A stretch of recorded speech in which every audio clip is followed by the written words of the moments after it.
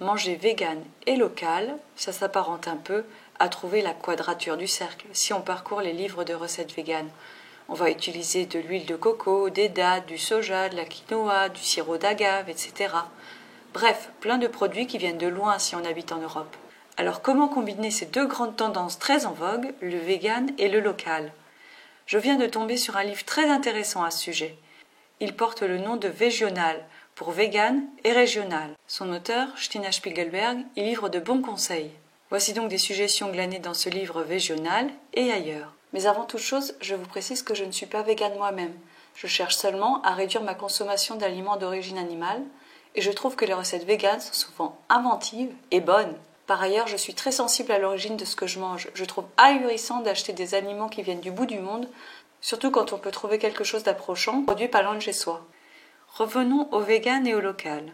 En ce qui concerne les matières grasses, on peut remplacer l'huile de coco par des huiles plus locales, de tournesol, de noix, de colza.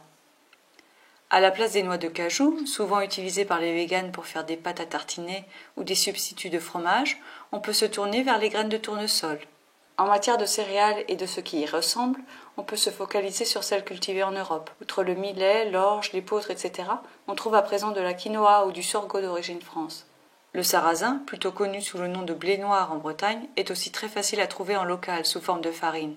En revanche, le sarrasin décortiqué grillé, connu sous le nom de kasha et vanté pour ses apports nutritionnels, vient souvent de plus loin, parfois même de Chine.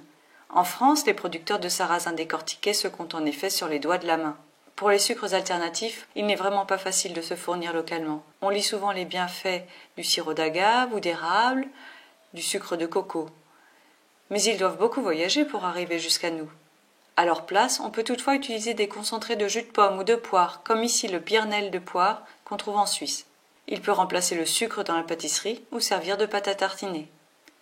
Dans son livre, Stina Spiegelberg cite aussi le xylitol, qui est extrait de l'écorce du bouleau.